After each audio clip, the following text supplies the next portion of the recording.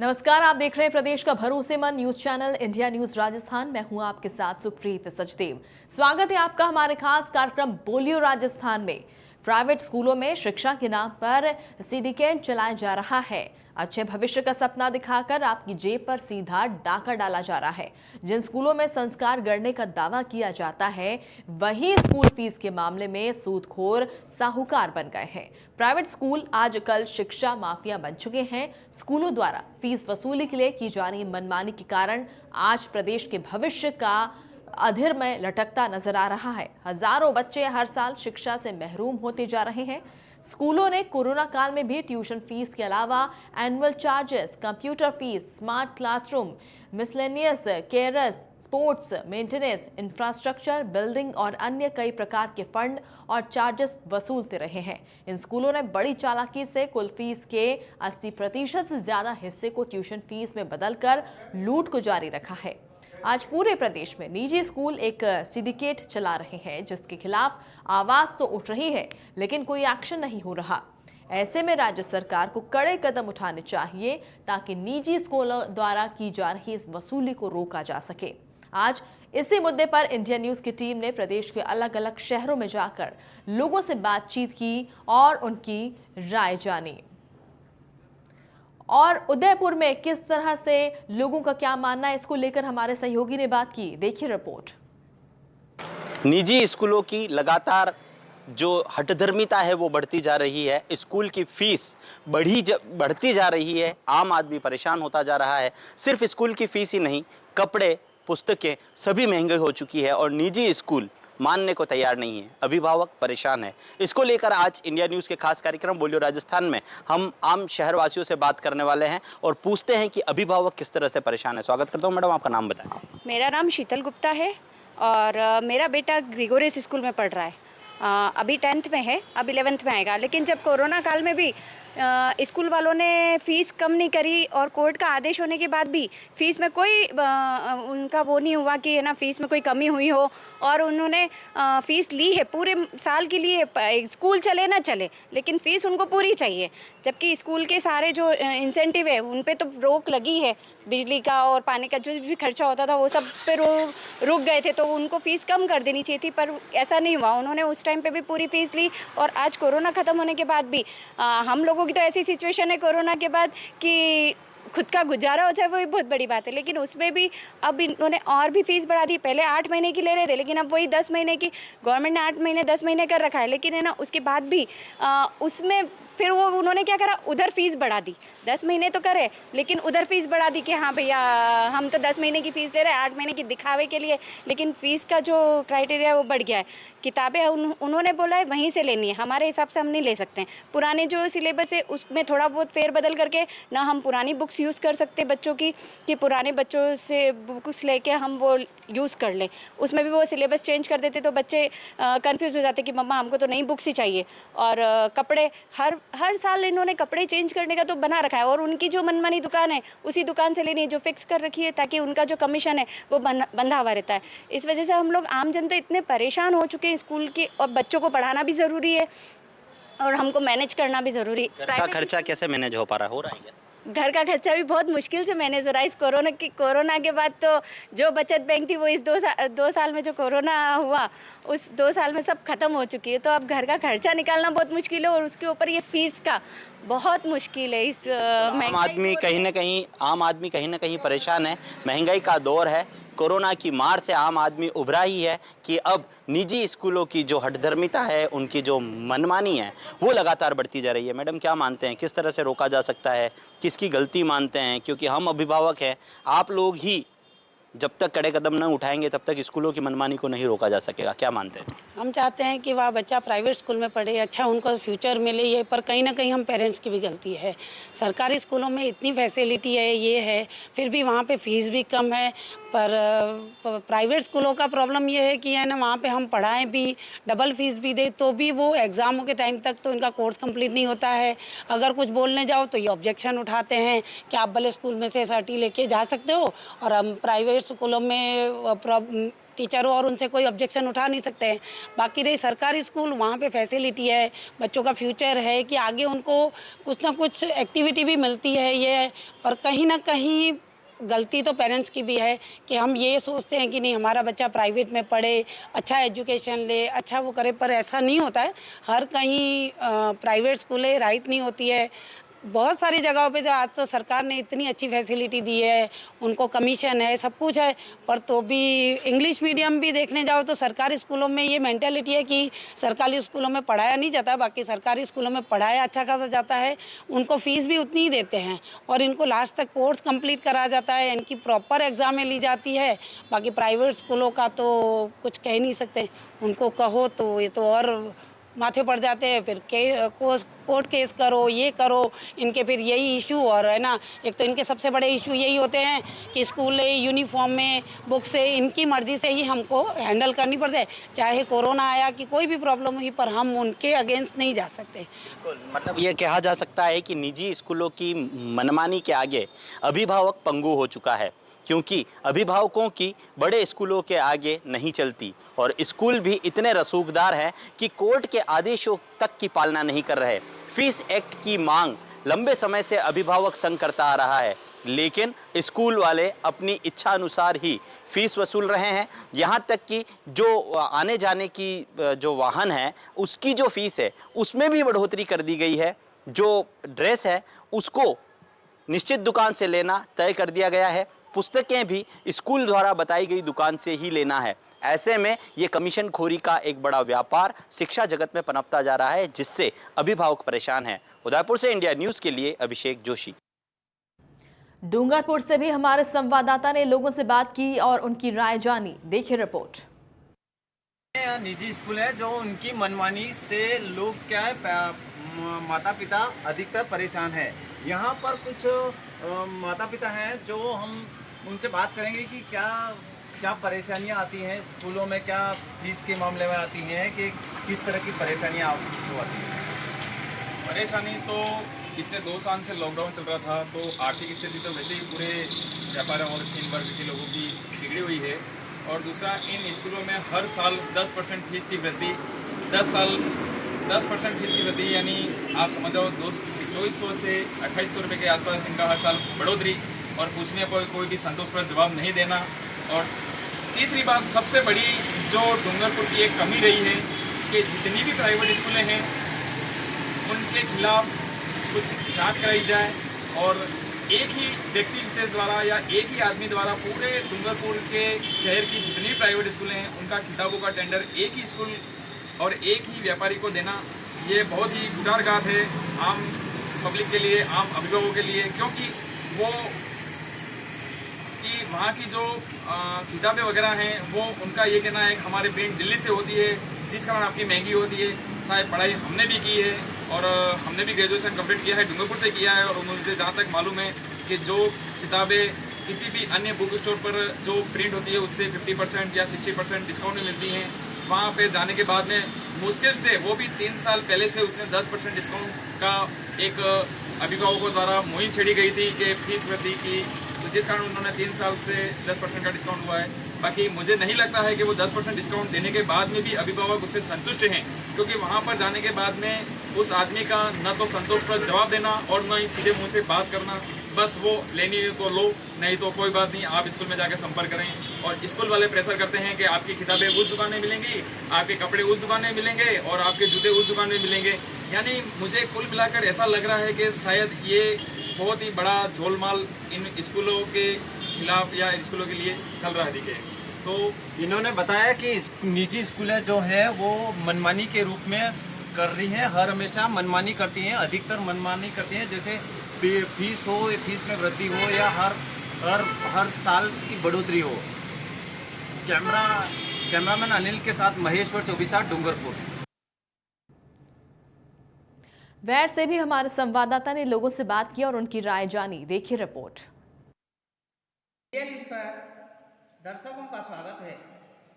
आज India news नया मुद्दा लेके आया है, निजी स्कूल संचालकों की मनमानी। निजी स्कूल संचालकों की मनमानी को लेकर के वैर और भुसावर के जो व्यक्ति हैं उनका क्या कहना है इस संबंध में हम यहाँ से उनकी राय लेंगे। मेरे सामने यहाँ पे भरतपुर जिले के जो नगर निगम है उनकी प्रथम महापौर सुमन जी हैं, उनसे हम पूछना चाहते हैं कि वो जो निजी स्कूल हैं संचालक हैं उनके खिलाफ क्या कार्रवाई होनी चाहिए।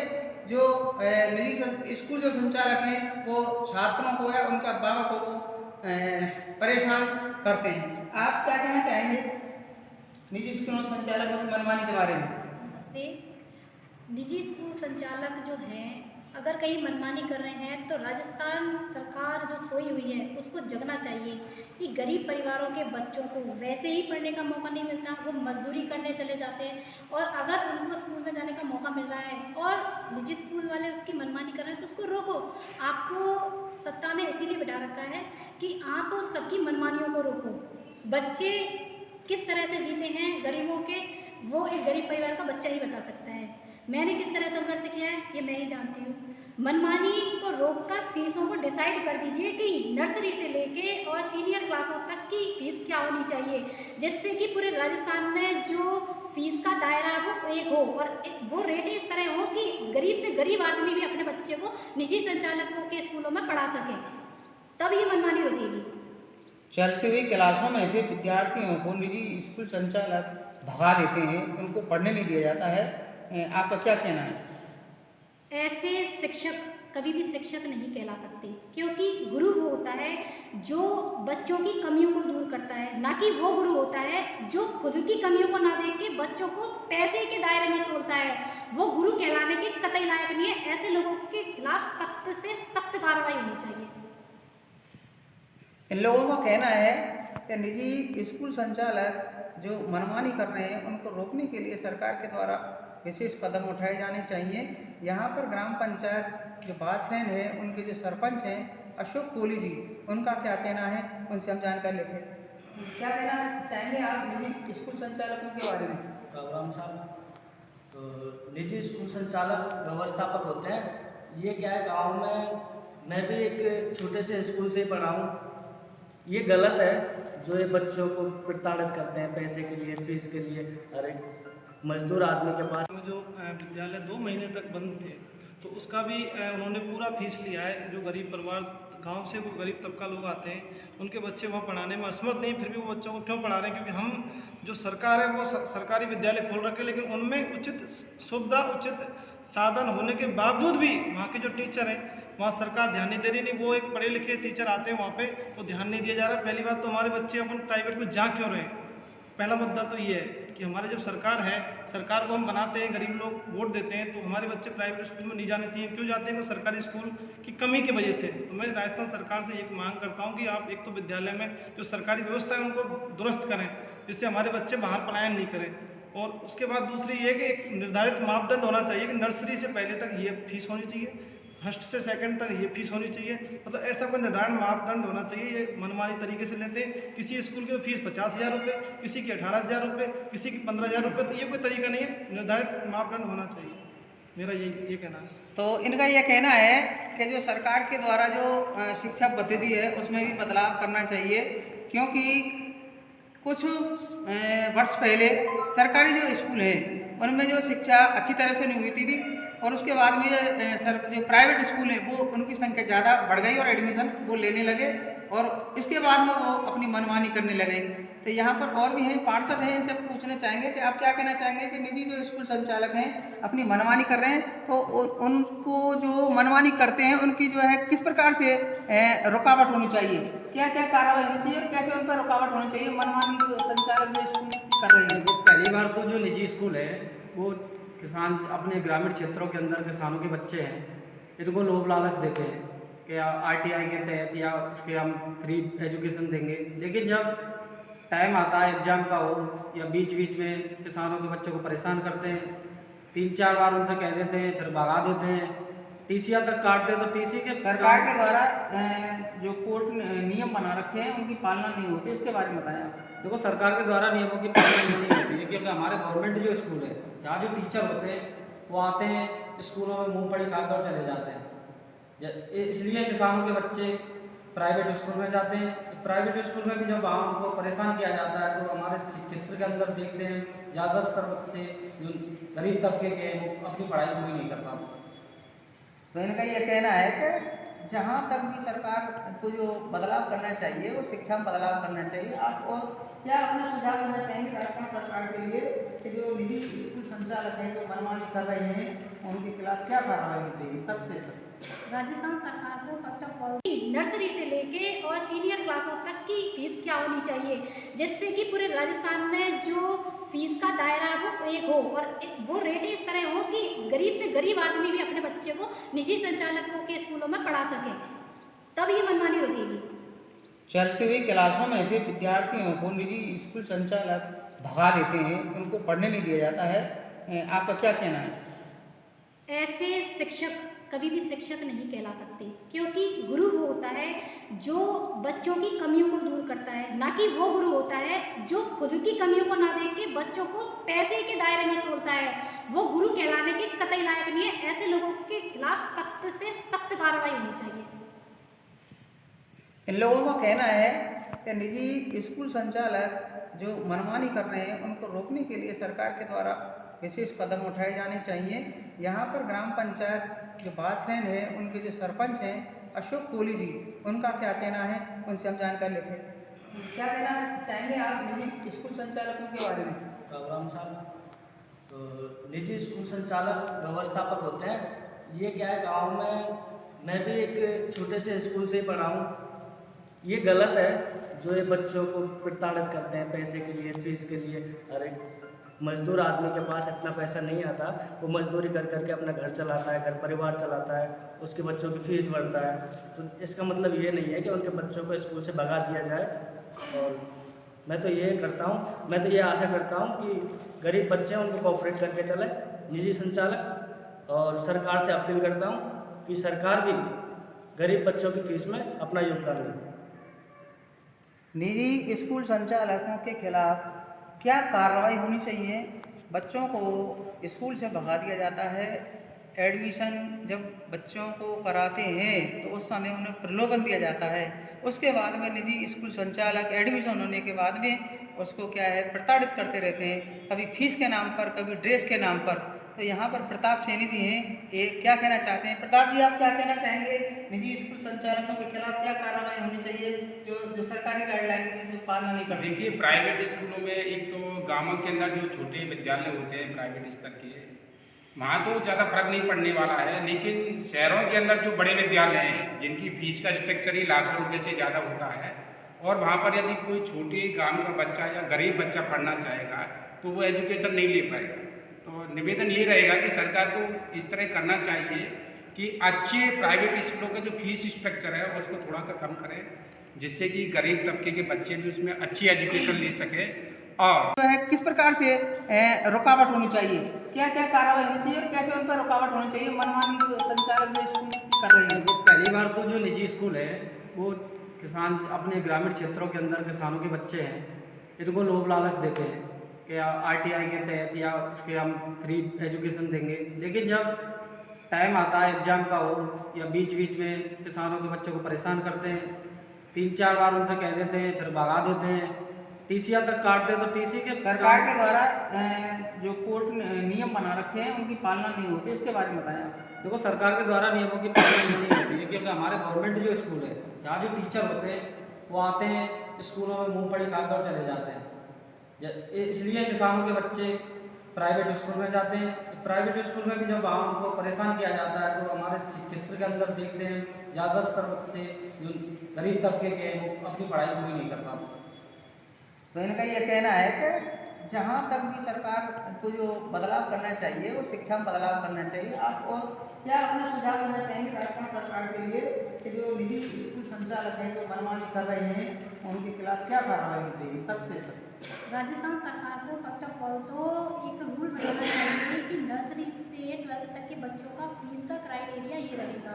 जिन बच्चों को RTE राइट टू एजुकेशन के तहत लिया जाना है उन बच्चों को छोड़ के, और भी बच्चे बहुत गरीब होते हैं जो फीस नहीं पे कर पाते, क्योंकि अब जैसे कोरोना काल में बहुत सारे परिवार तो ऐसे हैं जिनके माँ बाप के बच्चों के ऊपर से साया ही उठ गया, खाने के लिए रोटी नहीं है, वो फीस कहाँ से देना है। सामने वाले की परिस्थिति को समझे, कुछ इस तरह का कानून राजस्थान गवर्नमेंट बनाए कि अगर लोग लिख के दे रहे हैं कि बच्चा गरीब है और पढ़ने में सक्षम नहीं है, तो उस बच्चे को फ्री एजुकेशन प्राइवेट स्कूल में दी जाने के लिए कंपलसरी कानून बनाया जाना चाहिए। फर्स्ट ऑफ ऑल तो ये, और फीस का क्राइटेरिया ऐसा हो कि हर तबके का बच्चा पढ़ सके, चाहे गरीब हो, चाहे अमीर हो, चाहे कैसा भी हो।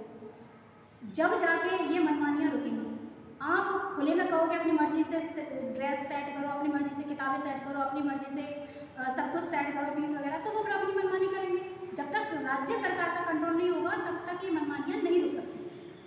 तो ये थी भरतपुर नगर निगम की पूर्व महापौर सुमन कोली जी। इनका ये कहना है कि राजस्थान सरकार को जो निजी स्कूल हैं उन पे एक लॉ बनाया जाना चाहिए, निर्धारित फीस होनी चाहिए और शिक्षा में भी तब्दील करनी चाहिए। राजस्थान सरकार को निजी स्कूलों की जो स्पर्धा है उसको देखते हुए अपने जो शैक्षिक जो नियम है उन पर भी बदलाव किया जाना चाहिए। वेड से इंडिया न्यूज़ के लिए प्रदीप। और इसी के साथ खास पेशकश में फिलहाल इतना ही। नमस्कार।